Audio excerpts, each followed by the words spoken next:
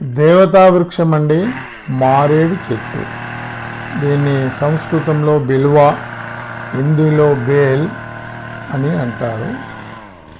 ఇక్కడ చూస్తున్న వృక్షము వెల్గటూరు విలేజ్లో శ్రీ శివచరణ్ రెడ్డి గారి మామిడి తోటలో ఉన్న వృక్షము. ఇది 1990లో వారి కుమారుడు శ్రీ రఘుపతి రెడ్డి గారు నాటారు. మా యొక్క ఇంకో మిత్రుడు శ్రీ విద్యాసాగర్ గారి పెళ్లి రోజున.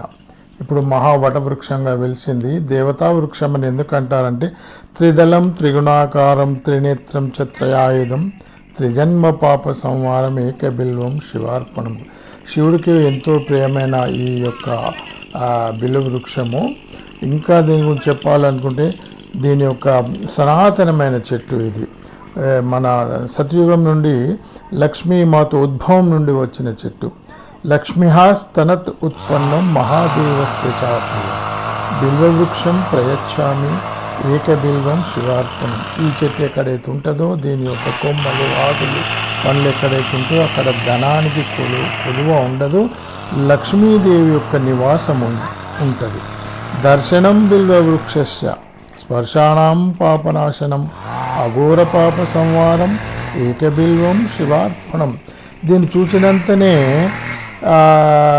ఎంతో పుణ్యము, స్పర్శ చేస్తే కూడా మహాపాపాలు తొలగిపోతాయని శాస్త్రవచనం.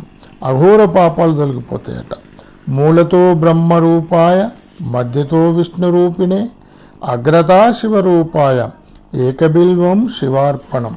ఇది బిల్వాష్టకంలో చెప్పిన విషయం అండి, శాస్త్రము. ఇంత అంటే ఈ యొక్క మూలంలో బ్రహ్మ ఉంటారట, మధ్య విష్ణువు, అగ్రభాగంలో శివుడి నివాసం ఉంటుంది.